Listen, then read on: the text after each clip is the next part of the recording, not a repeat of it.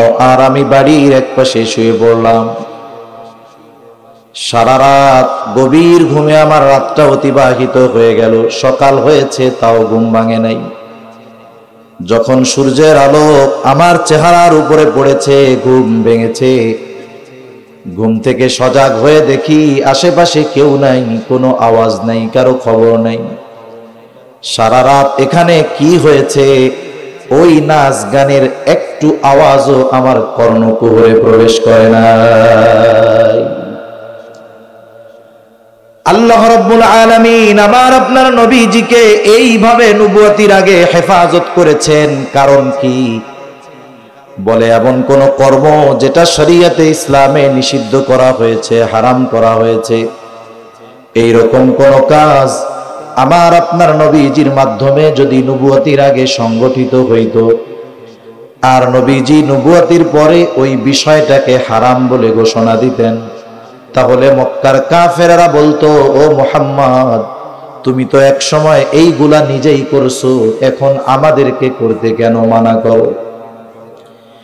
এই রকম কোন কথা যেন আমার আপনার নবীকে কাফেররা না বলতে পারে, এই জন্য আল্লাহ তাআলা বিশেষ ব্যবস্থাপনায় আমার আপনার নবীজির চরিত্রকে আল্লাহ তাআলা হেফাজত করেছে। কাফেররা আমার আপনার নবীজিকে বারবার হত্যার অপচেষ্টা করেছে। নবীজি নামাজে সাজদায় কাফেররা উটের নাড়ি ভুড়ি এনে নবীজির উপরে চাপিয়ে দিয়েছে যাতে করে নবীজি মারা যায়। আবার নবীজির গলায় শক্ত কাপড় দিয়ে পেঁচিয়ে ধরেছে যাতে করে শ্বাস বন্ধ হয়ে মারা যায়। আবার সব গোত্রের থেকে এক একজন প্রতিনিধি নিযুক্ত করেছে সম্মিলিতভাবে নবীজিকে হত্যা করার জন্য, যাতে করে কোনো বিশেষভাবে কোনো গোত্রের উপরে দোষ চাপায় না দেওয়া যায়। যেহেতু সব গোত্রের প্রতিনিধি এই হত্যাকাণ্ডে অংশগ্রহণ করবে, এক গোত্র আর এক গোত্রকে দোষারোপ করতে পারবে না। এইভাবে তারা বারবার নবীকে হত্যার অপচেষ্টা করেছে ঠিক, কিন্তু ওই কাফেররা আমার আপনার নবীজির চারিত্রিক ব্যাপারে কোনো সময় অপবাদ দেওয়ার দুঃসাহস করতে পারে না। কারণ একটা মানুষকে যদি মানুষের সামনে অবিশ্বস্ত হিসাবে তুলে ধরতে হয়, তাহলে আঘাত হানতে হয় তার চরিত্রের উপরে, ঠিক কিনা বলেন? আমরা বিগত সময় দেখেছি শাইখুল হাদিস ইবনে শাইখুল হাদিস, তাকে যখন কোন দিক দিয়ে আঘাত করা যাচ্ছে না, তার চরিত্রের উপরে সর্বোচ্চ আঘাত করার প্রচেষ্টা করা হয়েছে, ঠিক কিনা বলেন? তিনি একজন সাধারণ মানুষ, আমাদের চাইতে আমাদের দেশের মধ্যে বড় একজন ব্যক্তিত্ব, কিন্তু নবীদের সাথে তো তুলনা করার কোনো সুযোগ নেই। উনি মানুষ, অনেক মানুষ দেখেছি একটা সময় ওনারে ভালোবাসতো। যখন তারা এই ধরনের অপবাদ দিয়েছে, বলছে আগের চাইতে একটু শ্রদ্ধা কমছে, ঠিক কিনা? তার প্রতি আগের থেকে একটু কি করে কমেছে? ভালোবাসা কমছে অনেক মানুষের। কিন্তু বলেন তো, সারা পৃথিবীর বাকি 500 কোটি অমুসলিম এখন যদি তারা একযোগে আমার আপনার নবীর চরিত্রের ব্যাপারে কোনো অপবাদ দেয়, এই পৃথিবীর প্রায় 200 কোটি মুসলমান যার অন্তরে ন্যূনতম একটু ঈমান আছে, বলেন তো নবীর ব্যাপারে যদি কেউ অপবাদ দেয়, এই 200 কোটি মুসলমানের মধ্যে যার অন্তরে যারা পরিমাণ ঈমানও আছে, ওই ব্যক্তিরও নবীর প্রতি একটু সম্মান কমবে নাকি? নবীজির চরিত্রের উপরে অপবাদ দিলে উম্মতের নবীর প্রতি মোহাব্বত ভালোবাসা কমবে না, বরং আরো বাড়বে। কারণ কি চিন্তা করব? তখন তো আমার চিন্তা হবে এরকম, যেই ব্যক্তি তার জবান দিয়ে নবীর চরিত্রের ব্যাপারে অপবাদ দেওয়ার দুঃসাহস করেছে, আলেম লাগবে না, হাফেজ লাগবে না, মুহাদ্দিস শাইখুল হাদিস লাগবে না, এইরকম লক্ষ কোটি কোটি যুবক প্রস্তুত আছে, দেখা যাবে মুখের মধ্যে দাড়িও নাই, নামাজ কালামও ঠিক মতো পড়ে না, কিন্তু যখন শুনবে যে অমকে নবীর চরিত্রের ব্যাপারে অপবাদ দিয়েছে, আমার তো মনে হয় ওই রকম লক্ষ কোটি যুবক আছে সুন্নাতের উপরে চলে না ঠিক, কিন্তু নবীর ব্যাপারে অপবাদ দিলে কলিজায় সহ্য হবে না, যদি তাকে সামনে পায় ফাড়া দিয়া জিহ্বাটা টেনে ছিঁড়ে ফেলবে। এজন্য নবীর চরিত্রের উপরে আঘাত করার দুঃসাহস কাফেররাও কখনো করে নাই। আর একজন সম্মানিত মানুষকে অসম্মানিত করার সবচাইতে বড় অস্ত্র তার চরিত্রের উপরে আঘাত করা। যুগ যুগ ধরে এই ব্যবস্থা চলে আসতেছে, কিন্তু যুগ যুগ ধরে এই সিস্টেম চলে আসতেছে। কাফেররা নবীজির ব্যাপারে চারিত্রিক অপবাদ দেওয়ার দুঃসাহস করে নাই। তবে মানুষদেরকে নবীর থেকে দূরে ঠেকানোর জন্য তারা নবীজির ব্যাপারে সাধারণত 4টা শব্দ ব্যবহার করত। কয়টা শব্দ? 4টি শব্দ নবীজির ব্যাপারে ব্যবহার করত। নবুয়তির পর আমার আপনার নবী গোপনে 3 বছর দাওয়াত দিয়েছেন। কয় বছর? 3 বছর দাওয়াত দেওয়ার পর আল্লাহ তাআলা আয়াত নাজিল করেন, وأنذر عشيرتك الأقربين। এখন আর গোপনে দাওয়াত হবে না। আপনি আপনার নিকটস্থ যারা আছে, আত্মীয় স্বজন আছে, প্রতিবেশী আছে, এদের সবাইকে সতর্ক করেন। দ্বীনের দাওয়াত এবার প্রকাশ্যে দেওয়া শুরু করে দেন। নবীজি সবার কাছে একত্রে এই দাওয়াত কিভাবে পৌঁছাবেন? এখন তো আধুনিক জামানা। আমি যদি আমার কোনো কথা মানুষের কাছে পৌঁছাতে চাই, আমার পরিচিত জনদেরকে জানাতে চাই, ফেসবুকে স্ট্যাটাস দিলে সবাই আমার কথা জানতে পারে। কিন্তু ওই সময় তো এটা ছিল না। নবীজি কি করলেন? সাফা পাহাড়ের উপরে দাঁড়ায় গেলেন। আর এক বর্ণনায় আসছে আবু কুবাইস পাহাড়ের উপরে দাঁড়িয়েছেন। একই কথা, কারণ সাফা পাহাড়টা আবু কুবাইস পাহাড়ের অংশ, চরভদ্রাসন ফরিদপুরের অংশ। কেউ যদি বলে এটা ফরিদপুর, তাও সত্য। কেউ যদি বলে চরভদ্রাসন, তাও সত্য। কারণ চরভদ্রাসন ফরিদপুরের একটা থানা বা অংশ। সাফা পাহাড়ের উপরে নবীজি দাঁড়িয়েছেন, বা আবু কুবাইস পাহাড়ের উপরে নবীজি দাঁড়িয়ে গেলেন। আবু কুবাইস পাহাড়ের একটা মর্যাদা মক্কাবাসীর কাছে ছিল। মক্কাবাসী আবু কুবাইস পাহাড়ে উঠে তাদের কাছে কেউ যদি সাহায্য চাইতো, সাহায্য প্রার্থনা করত, হোক সে পরিচিত হোক বা অপরিচিত, হোক আরবি হোক বা অনারবি, হোক ধনী হোক বা গরিব, যেই হোক না কেন, কালো হোক বা সাদা, ওই পাহাড়ে উঠে মক্কাবাসীর কাছে যেই সাহায্য চাইতো, মক্কাবাসী ওই পাহাড়ের আজমতের দিকে খেয়াল রেখে মক্কাবাসী ওই মানুষের সাহায্যার্থে ছুটে আসতো, চলে আসতো। আজকে তো ওই পাহাড়ের উপরে দাঁড়িয়েছে আল আমিন, ওই পাহাড়ের উপরে দাঁড়িয়েছে আস-সাদিক। যখন আমার আপনার নবী সকলকে ডেকেছে, বুড়া নাই গুড়া নাই, মা ও তার দুধের শিশুকে নিয়ে পাহাড়ের পাদদেশে হাজির। মুহাম্মদ, কেন তুমি আমাদেরকে একত্রিত করেছ? কেন তুমি আমাদেরকে জমা করেছ, ডেকেছ?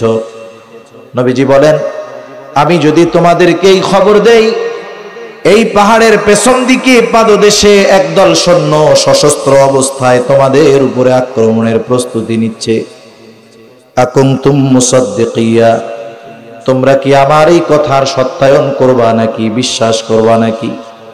নবীজি তাদের কাছে প্রশ্ন ছুড়ে দিলেন। সকলে সমস্বরে জবাব দিল, কেন নয়, আমরা তো তোমাকে ইতিপূর্বে সর্ব অবস্থায় সত্যবাদী পেয়েছি।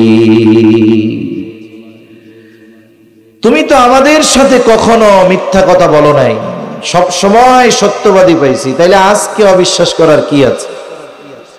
আমি আপনাদের কথাটা বললাম, আপনারা শুনলেন, বলতেও কোনো কষ্ট হয় নাই, শুনতেও কষ্ট হয় নাই।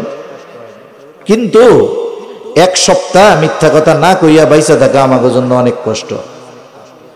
আপনাদের কাছে কি, আমাদের কাছে কি একটু আজীব লাগে না যে একটা মানুষ তার গোটা হায়াতে একটা মিথ্যা কথা বলে নাই?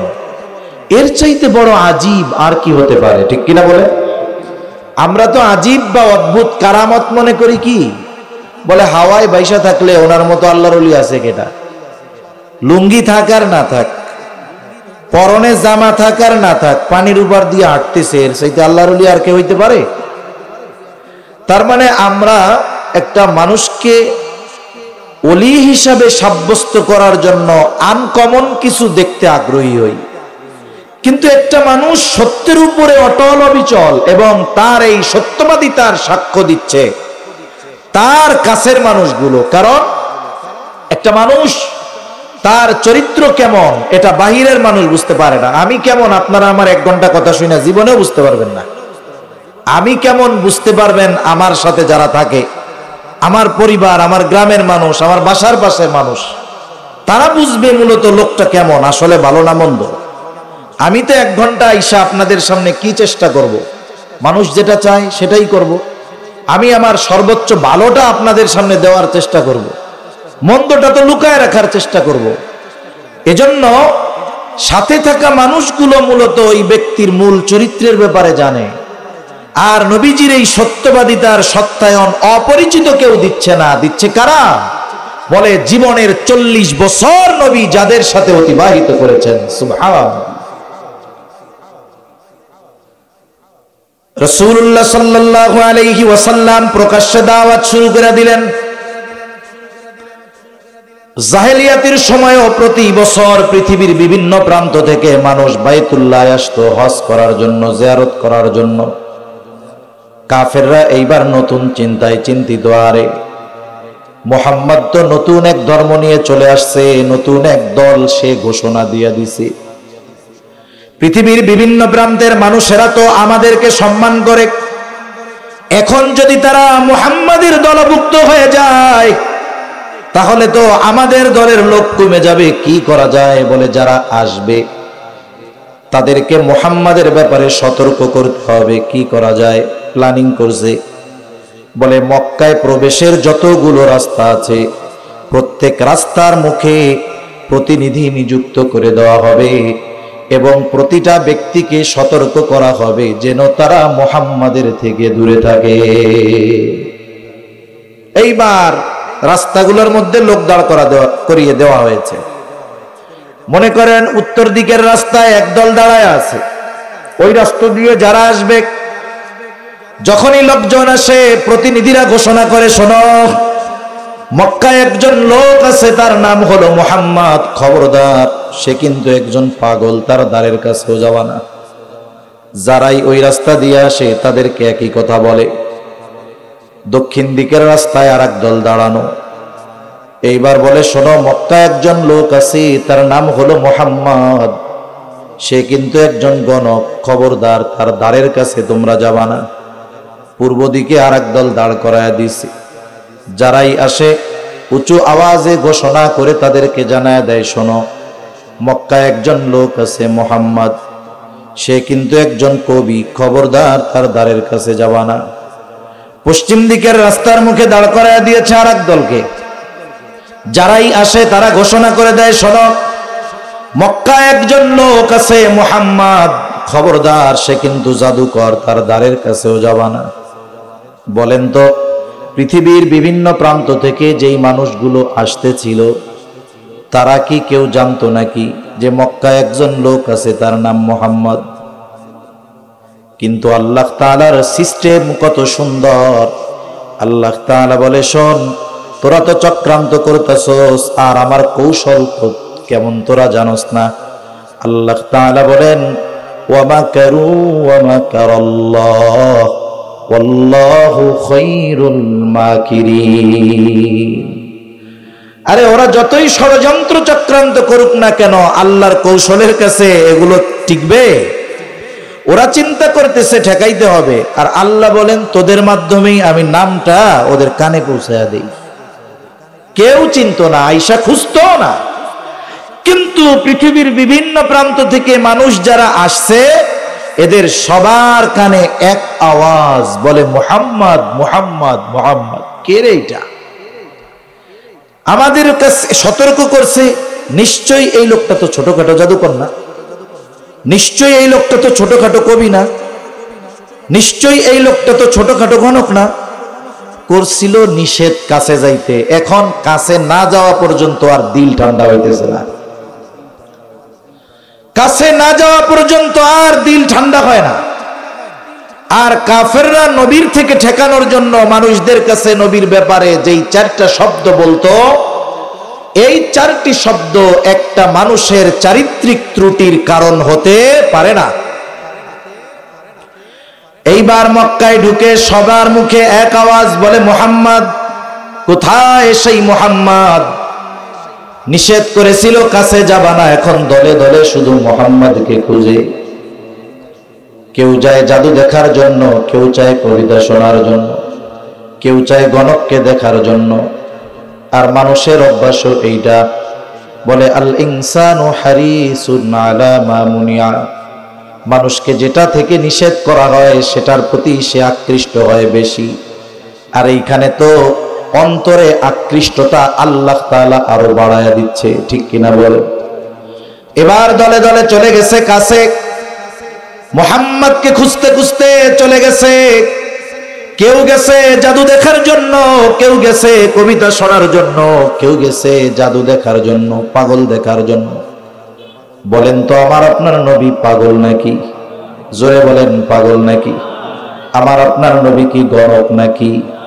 আমার আপনার নবী জাদুকর নাকি? আমার আপনার নবী কবি নাকি? কিছুই না। নবীজির কাছে তো কিছুই নাই, শুধু আছে আল কোরআনুল কারীম। নবীর কাছে যে যায় নবী তাকে কোরআন শোনায় দেয়। ১৫০০ বছর পরে এখনো বাংলাদেশ সহ গোটা পৃথিবীর বিভিন্ন জায়গায়, বিশেষ করে আমাদের দেশে শীতের মৌসুমে কোরআনুল কারীমের আয়োজন হয়, কেরাত সম্মেলন হয়, কেরাত মাহফিল হয়। পৃথিবীর বিভিন্ন প্রান্ত থেকে কারি সাহেবানরা আইসা তিলাওয়াত শোনায়। সাধারণ মানুষও কোরআন শুনতে যায়। যে ব্যক্তি কোরআন পড়তে পারে না দেখা সেও কোরআন শুনতে যায়। কোরআন শোনে, আবার আইসা হুজুরদের কাছে অভিযোগ দেয়। কি বলে? কই হুজুর, কারি সাহেবরা কি অবস্থা, দাড়ি দুড়ি কিচ্ছু নেই, মুখের মধ্যে কি নাই। আইসা বলে যে একবার ক্রিম শেভ করে হুজুর। এর দ্বারা একটা জিনিস তো বোঝা যায় যে দেশের মানুষ দাড়িরে কিন্তু মহব্বত করে, নিজের না থাকলেও। নিজের দাড়ি নাই কিন্তু দাড়িওয়ালাকে মহব্বত করে। মনে করেন এক লোক সকালে একবার শেভ করে, বিকালে একবার শেভ করে, নামাজ কালাম পড়ে আবার, এরকম লোক আছে না অনেক। ওই লোক যদি মসজিদে যাইয়া দেখে নতুন ইমাম একটা রাখছে, ওর দলের লোক, ও সকাল বিকাল শেভ মারে, বলেন তো ওই দাড়িবিহীন লোকটা দাড়িবিহীন ইমামের পিছনে নামাজ পড়বো? ও তো মারামারি লাগাই দিবে, বেটা তুমি ইমাম সাহেব তোমার দাড়ি নাই কেন?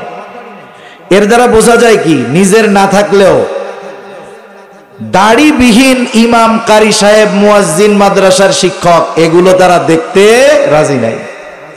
এইসব অভিযোগ করে আর কি, এরকম দাড়ি নাই হুজুর। আবার কয় যে তিলাওয়াত এত সুন্দর হুজুর, মনে হয় কলিজাটা টাইন্না ছিড়া নিয়ে গেছে, বলে না এরকম? কারি সাহেব যখন তিলাওয়াত করে কত সুন্দরভাবে তারা সুললিত কণ্ঠে তিলাওয়াত করে, কানে হাত দিয়ে যখন টান দেয়, পাবলিক ও কোমরে গামছা বাঁধে, একটু পরে আল্লাহু আকবার কইতে হইব। রেডি হয় না এরকম? প্রথম প্রথম ঠান্ডা মাথায় তিলাওয়াত করে, মনে করেন ওয়াদ-দুহা ওয়াল-লাইলি ইযা সাজা মা ওয়াদ্দা'আকা রাব্বুকা ওয়া মা ক্বালা। প্রথম ঠান্ডা ঠান্ডা কয়, তাই না? এরপরে কানে টান দেয় আর কি। আমার তো ওরকম হয় না, পারি না ওইরকম। টান যখন দেওয়া শুরু করে কানে হাত দিয়া, কিভাবে কয়? ওয়াদ-দুহা ওয়াল-লাইলি ইযা সাজা মা ওয়াদ্দা'আকা রাব্বুকা ওয়া মা ক্বালা ওয়ালাল আখিরাতু খায়রুল লাকা মিনাল উলা। আমার হয় না, শ্বাসে কুলায় না। তা এরা এক টানে সব পুরো সূরাটা পড়ে ফেলে।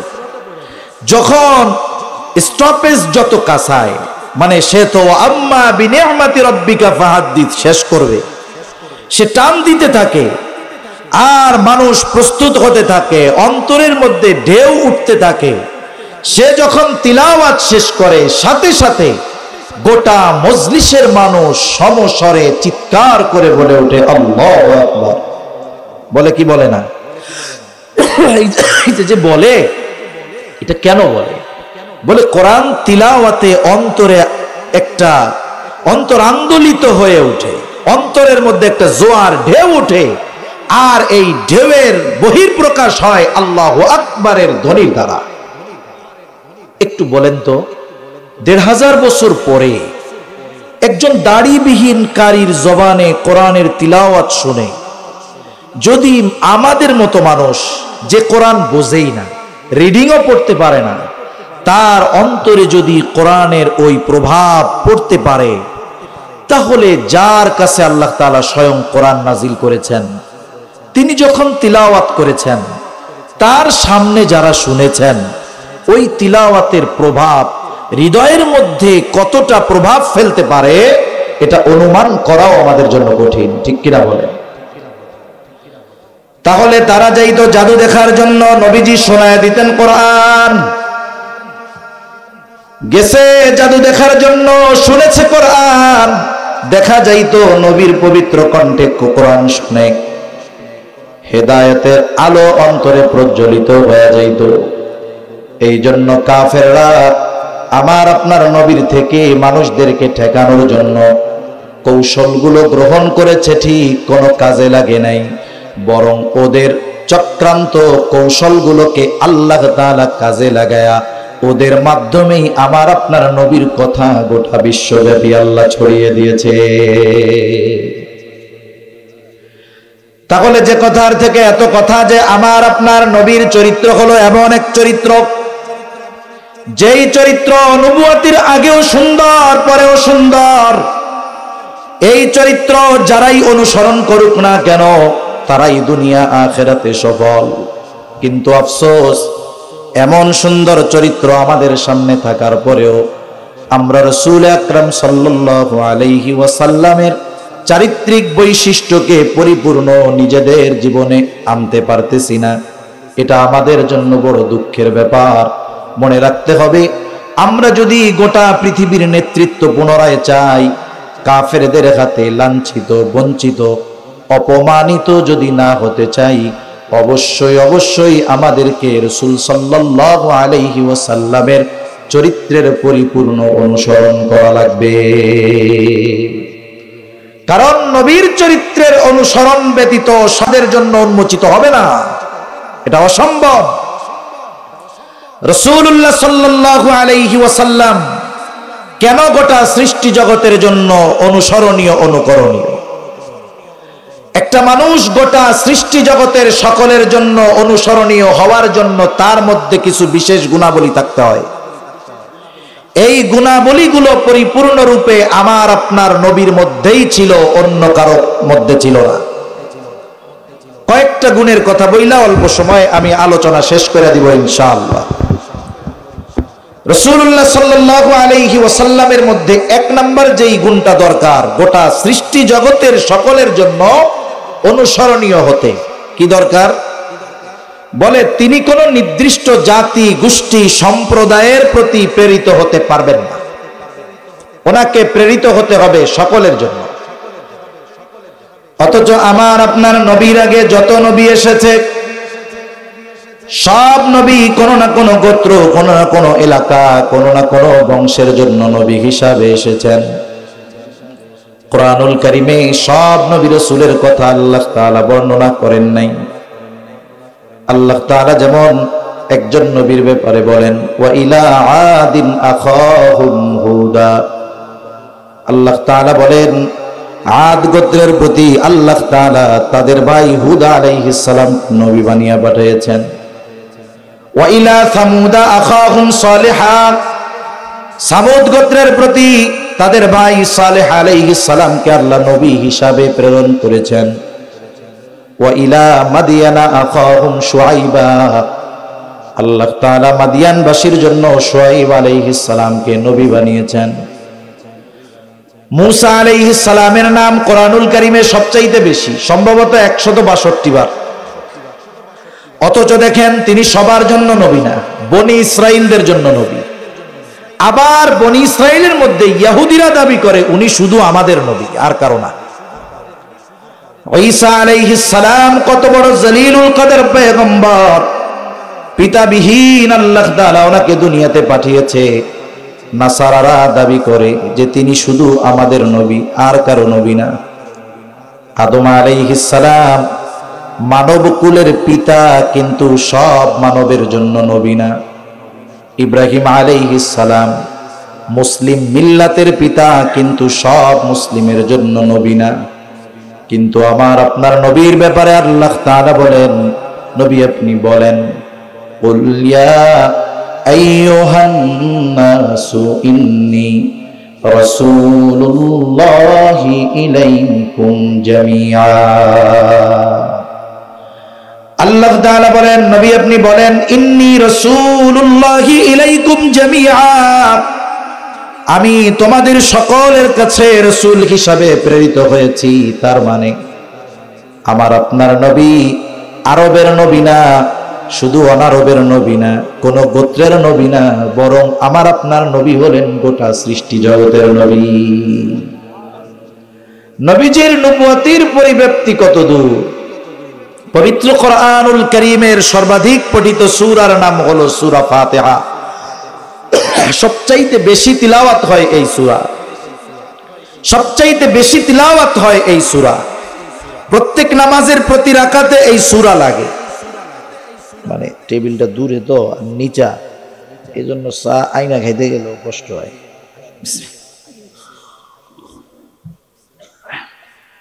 আলহামদুলিল্লাহ।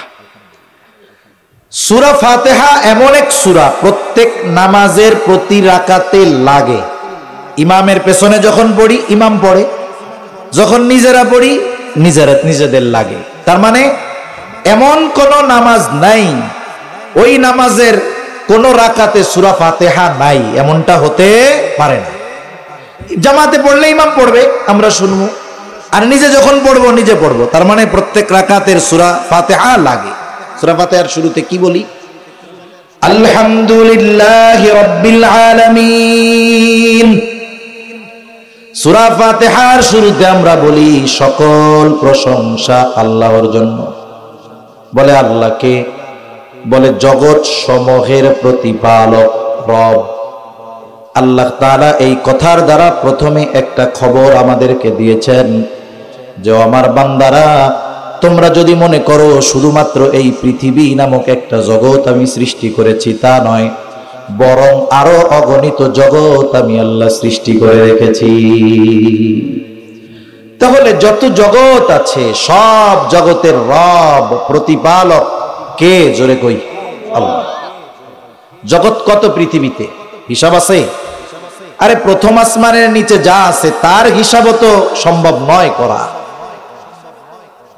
মহাকাশ নিয়ে যারা গবেষণা করে, বিশেষ করে আমেরিকার নাসা, এরা গবেষণা করে, এদেরকে যদি জিজ্ঞাসা করা হয় যে পৃথিবী মহাকাশের নিচে পৃথিবীর অবস্থানটা কেমন, আর কি অনেক বড় পৃথিবী, মহাকাশের নিচে এই পৃথিবীর অবস্থানটা কেমন, আমার মনে হয় ওরা বলবে মহাসমুদ্রের মধ্যে থেকে এক ফোঁটা পানির অবস্থান মহাসমুদ্রে যেমন, প্রথম আসমানের নিচে পৃথিবীর অবস্থান ওর চেয়ে বেশি নয়। সুবহানাল্লাহ। তাহলে এই জগৎ ছোট্ট একটা জগৎ, আরো অগণিত জগৎ সৃষ্টি করছেন কে? টেনশন করেন না, জান্নাতের জায়গার অভাব নেই। সবচেয়ে ছোটটা তো 10 গুণ, আল্লাহ যদি ওইটারে মেহেরবানি কইরা 700 গুণও দেয়, প্রথম আসমানের নিচের জায়গাও শেষ হবে না ইনশাআল্লাহ। সব জগতের রব হলেন আল্লাহ। ওই আল্লাহ আমার আপনার নবীর ব্যাপারে বলেন, ওয়ামা আরসালনাকা ইল্লা রাহমাতাল লিল আলামিন। আল্লাহ তাআলা বলেন, আপনাকে আমি শুধুমাত্র জগৎ সমূহের জন্য রহমত হিসাবে প্রেরণ করেছি। তাহলে যত জগৎ আছে সব জগৎ সমূহের রব হলেন আল্লাহ, আর জগৎ সমূহের রহমত হলেন মুহাম্মাদুর রাসূলুল্লাহ। আল্লাহ তাআলা যেই জায়গার রব, আমার আপনার নবীজিও সেই জায়গার রহমত। সুবহানাল্লাহ বলেন। আমার আপনার নবী যেই জায়গার রহমত, ওই পর্যন্ত পৌঁছিয়ে গিয়েছে আমার আপনার নবীজির নবুয়ত। সৃষ্টিকুলে একটা ইঞ্চি জায়গা নাই যেই জায়গার রব আল্লাহ নয়। অনুরূপভাবে সৃষ্টিকুলে একটা ইঞ্চি জায়গা নাই যেই জায়গার নবী মুহাম্মাদুর রাসূলুল্লাহ নয়। সুবহানাল্লাহ।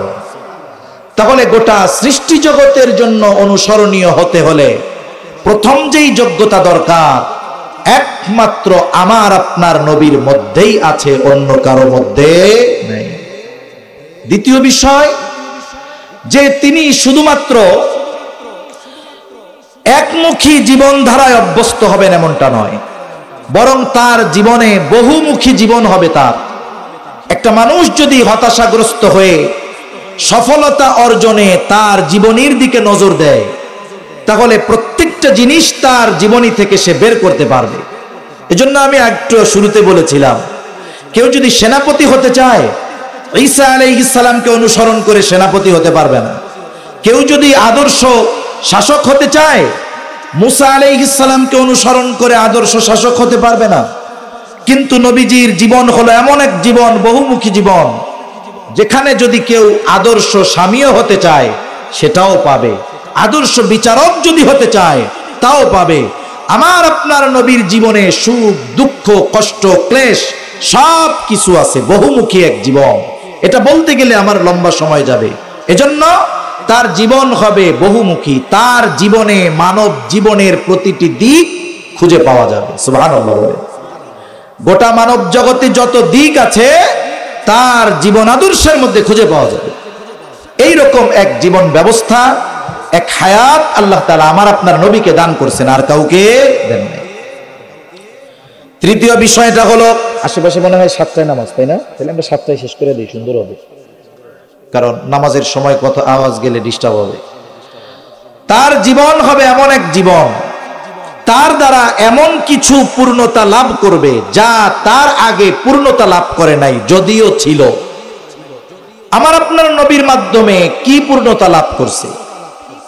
এক নাম্বার, আমার আপনার নবীর দ্বারা পূর্ণতা লাভ করেছে দ্বীন।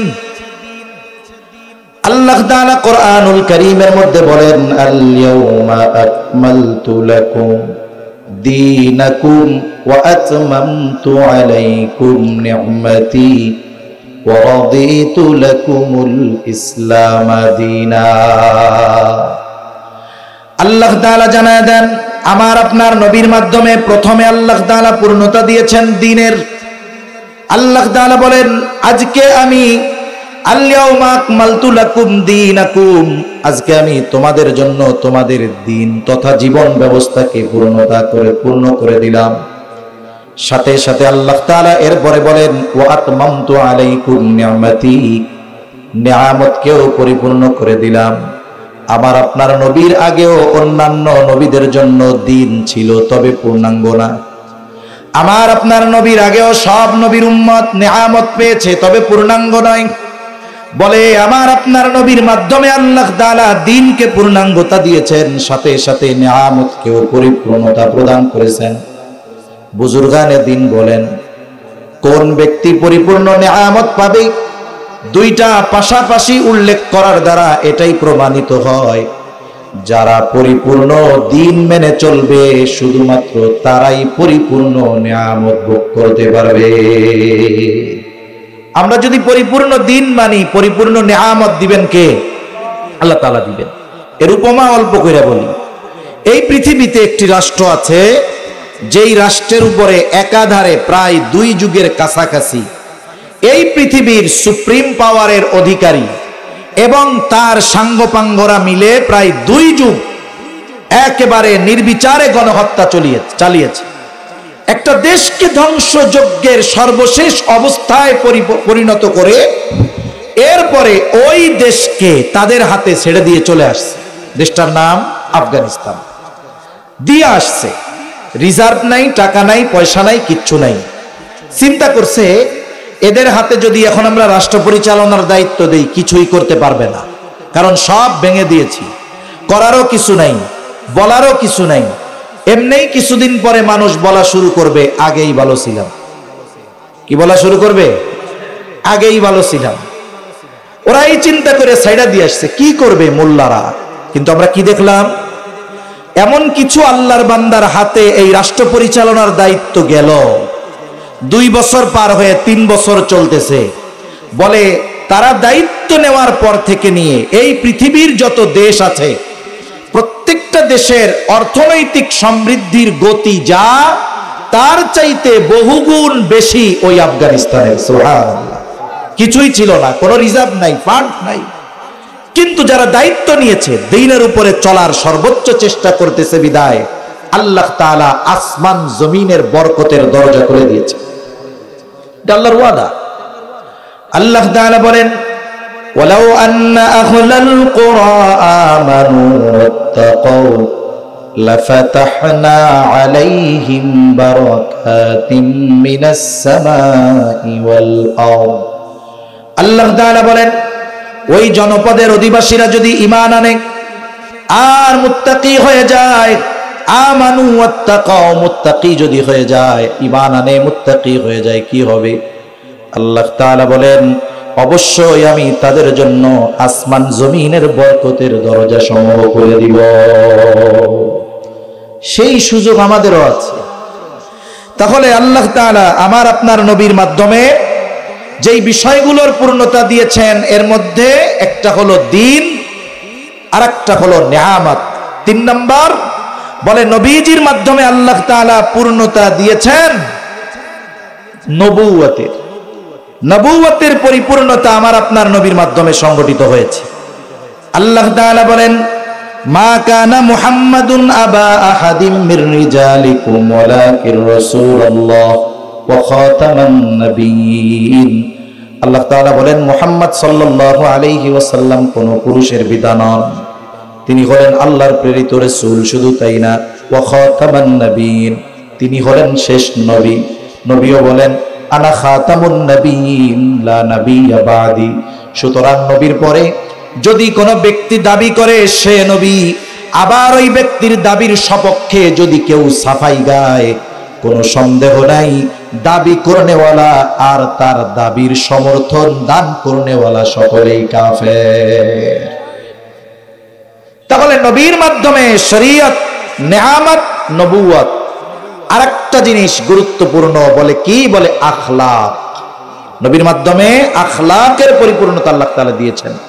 নবীজি বলেন, ইন্নামা বুইসতু লিউতাম্মিমা মাকারিমাল আখলাক। নবীজি বলেন, আমাকে উত্তম চরিত্রে পরিপূর্ণতা প্রদানার্থে প্রেরণ করা হয়েছে। তাহলে আমরা আলোচনা করতেছিলাম কি, যে মূল কথা, যে কোন ব্যক্তি গোটা সৃষ্টি জগতের জন্য অনুসরণীয় হতে পারে? বলে তিনি গোটা সৃষ্টি জগতের সকলের জন্য প্রেরিত হবেন।